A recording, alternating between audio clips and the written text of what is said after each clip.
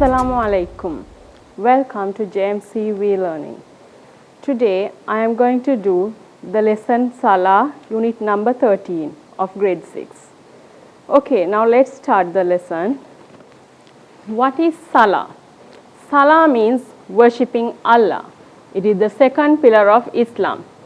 You all know that we worship 5 times a day. So that is the meaning of Salah. It is the second pillar of Islam. There are 5 pillars in Islam. Salah is the second pillar.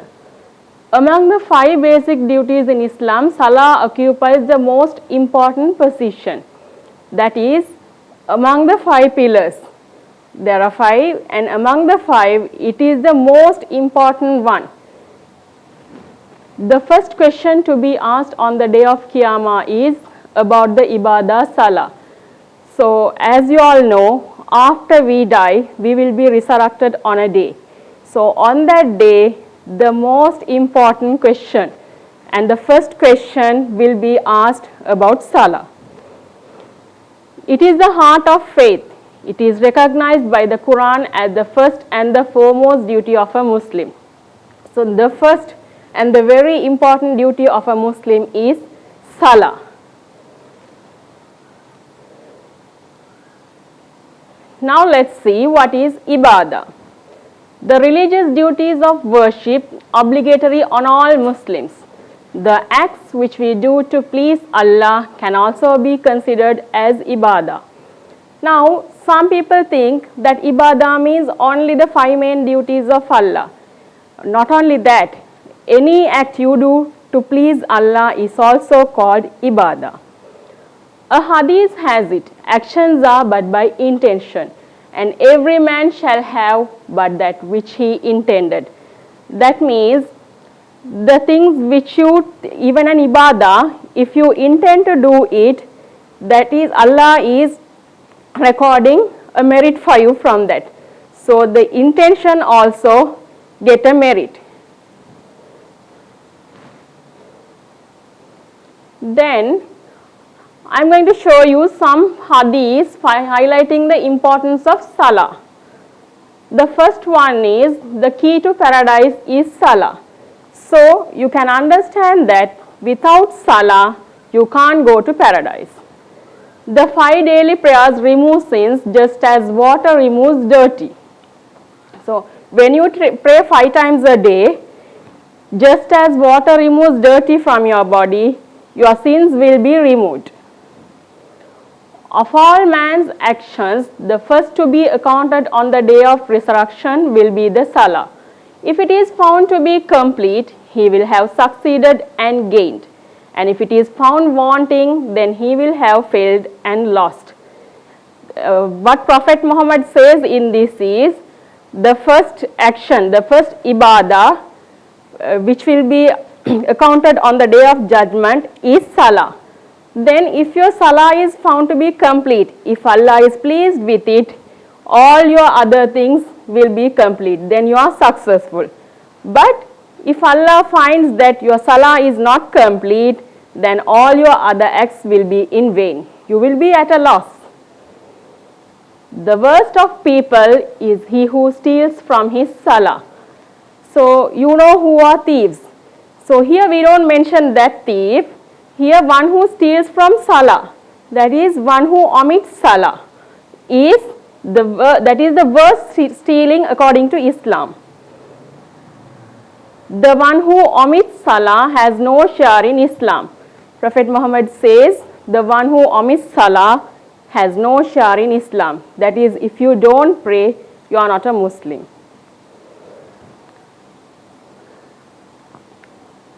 On whom is Salah obligatory?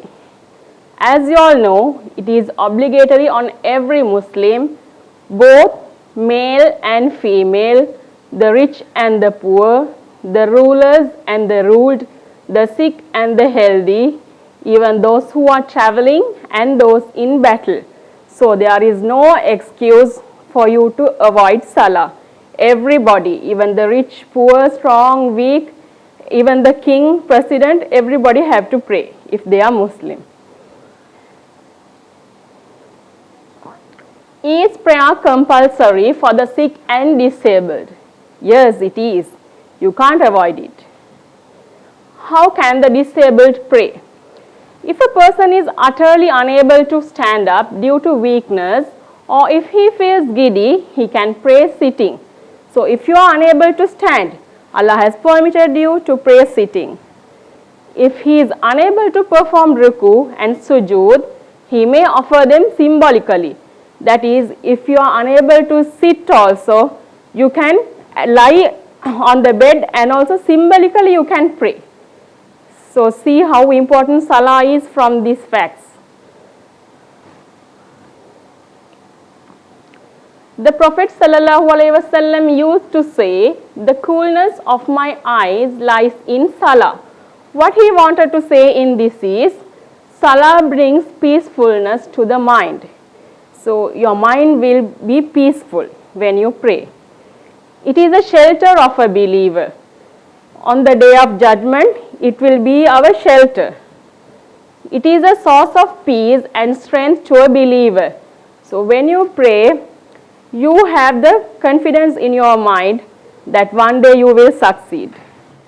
Okay, now I think you all have a good knowledge about Salah. What did you all understand from these facts? I hope you all can answer this. What Prophet Muhammad want to say is, without Salah, you can't enter paradise. That is the basic thing of a Muslim. So most of you don't pray on time. You have to pray on time 5 times a day. Some people don't wake up at Fajr. That's a very bad thing. You know, Shaitan urinates on a person's ear who doesn't wake up for Fajr. So be careful, children. When you all grow up, you will have to pray 5 times a day. When you reach the age of 7, it is a must for you all to pray. Now, do you have an idea about the summary of this lesson? I hope you have. So, now I am going to discuss the summary. From all these facts, what I have taught you, what Prophet Muhammad says is about the importance of Salah. There is a Quranic verse Allah has told, I have only created man and jinn that they may serve me. So what do you understand by that? The purpose of creating man and jinn is to serve Allah. So keep in mind that one day you can enter paradise only when you pray. Without praying you can't enter paradise. That's also you should pray on time. The best thing in the sight of Allah is praying on time. So keep in mind the 5 times daily prayer. Wake up at Subh, pray the Subh prayer. Even in the Azan of Subh prayer, they say, As-salatu khairum minan naum. That is, prayer is better than sleep. So keep that in mind. Pray 5 times a day and be a good Muslim. Finally, it will lead to success. So thank you very much. I am going to discuss the second part of the lesson, the coolness of my eyes lies in Salah. So now you all have a good idea about Salah and its importance. Now, what is Azan? It is the call for prayer made by a muazzin from the minaret of a masjid. How many times do you hear the Azan? Yes, it is 5 times. You hear the Azan 5 times from the mosque. Now what do you call the person who calls out the Azan? He is the muazzin. So the first muazzin was Bilal radiallahu anhu. He was the muazzin of the Prophet. Now let's see what is a masjid. Masjid is the Arabic word for mosque. It is a holy place where the Muslims go to pray. So masjid is the Arabic word for mosque. It is a holy place. Mosque is the house of Allah. You know how to maintain a mosque. It should be clean. You should go to inside the mosque without shoes or slippers. You should be quiet inside the mosque. And when you enter a mosque, you can pray 2 rakats of sunnah, thanking the mosque. Next, we'll discuss about Salatul Jama. Salatul Jama is the congregational prayer. Here are some hadiths. Congregational prayers are called as Salatul Jama in Arabic. The leader conducting the prayer is called Imam and the followers are known as Ma'mum. That is, the person who is conducting the congregational prayer, Jamaat prayer, he is called the Imam and the followers, we are called as Ma'mum. Praying in congregation is 27 times more meritorious than praying individually. So, you get more merits when you pray in congregation. Not one time, 27 times more meritorious. So, see how much merit you get when you pray in Jamaat. A man gains freedom from two things if he performs Jamaat prayers with the first takbir for 40 days from hell and ill feelings. If he performs Jamaat prayers with the first takbir. So when you pray Jamaat prayer in Jamaat for 40 days with the first takbir, you know this is takbir. For 40 days he will be free from hell and ill feelings. That is, if you die within those 40 days, you will be free from hell. You will not go to hell and you won't have ill feelings, any bad feelings. Okay, now we'll go to the conditions of Salah. The first one is the niyyah. The niyyah is the intention.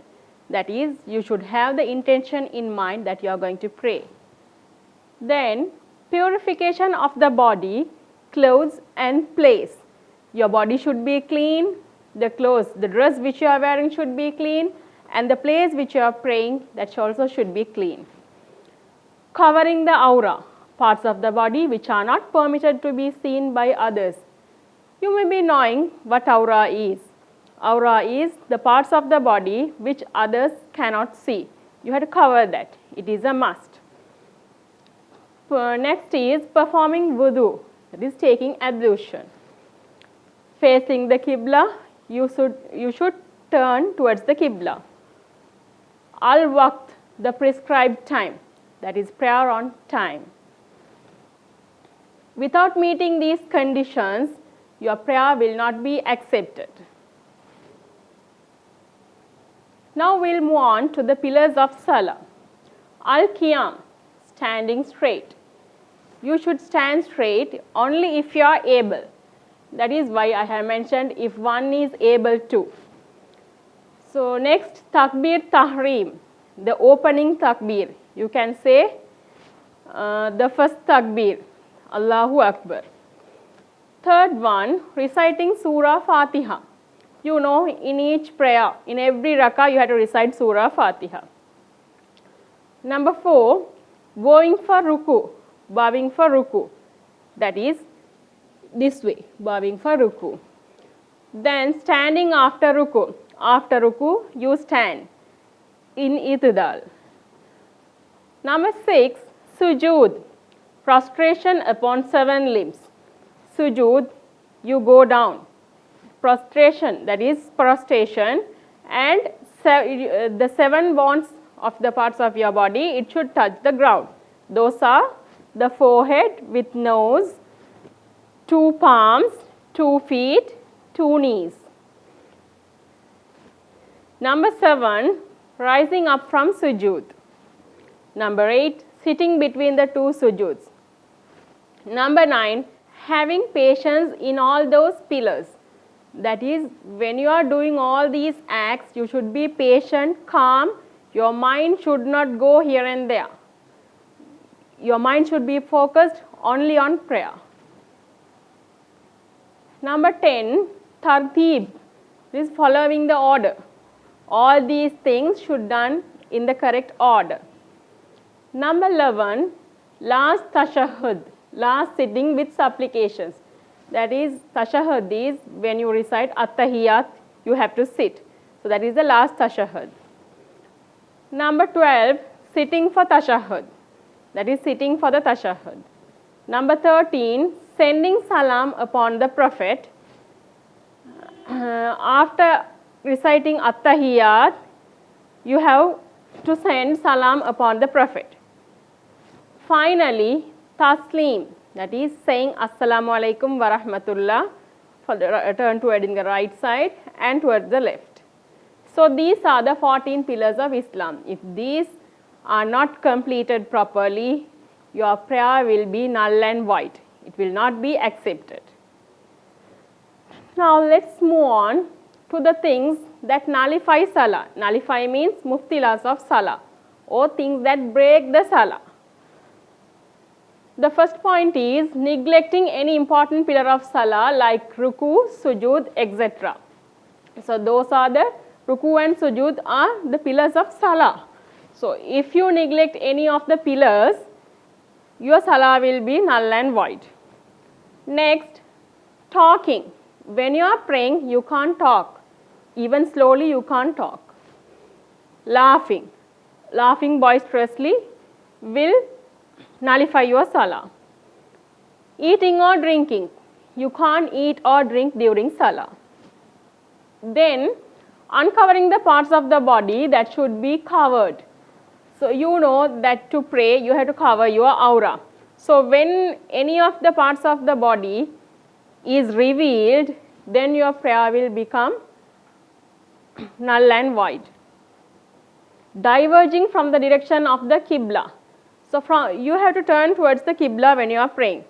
So when your direction is diverted to another side, then your prayer will not be accepted. Making movements not related to the acts of Salah. So you have to make some movements during Salah. But when you make any movement which is not related to Salah, then the prayer will not be accepted. Okay, the last point is anything that nullifies wudu. You know the things or acts that nullifies wudu. That means the things or acts that breaks the wudu will break your prayer also. Then your prayer will not be accepted, because wudu is also a condition of prayer. So now I think you all have a good knowledge about the things that nullify Salah, the conditions of Salah, the pillars of Salah, and also the importance of Salah. So I hope you would abide by these things which I have taught you today. So let us end this lesson and meet up with the next video.